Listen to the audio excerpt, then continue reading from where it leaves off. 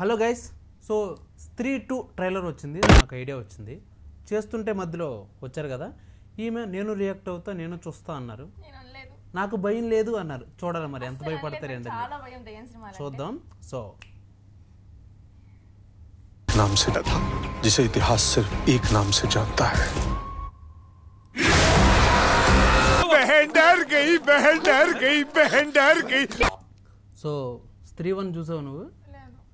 స్త్రీ 1లో ఏంటంటే శ్రద్ధ కపూర్ దయ్యం ఆల్రెడీ, సో వదిలేసి వెళ్ళిపోద్ది.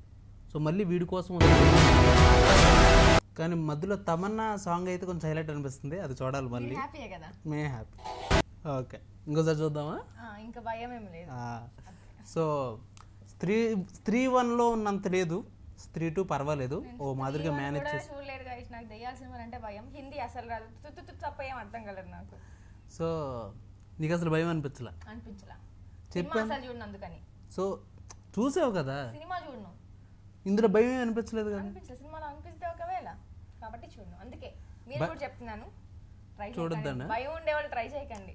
భయం పోగొట్టుకోవాలనుకుంటే ఏదైతే భయపడుతున్నామో అది ఎక్కువ చూడాలి. కాదు, సినిమా దయ్యాల సినిమాలు చూసాము అంటే వెనకాలంతా ఆ దయ్యం తిరుగుతున్నట్టు, పక్కన దయ్యం కూర్చోన్నట్టు అనిపిస్తుంది నాకైతే. మీకేమో నాకు తెలియదు. మీరైతే దయ్యాల సినిమాలు చూసి భయపడే వాళ్ళు, మీకు ఎలా అనిపిస్తుందో చూడండి, కామెంట్ చేయండి, ఓకేనా?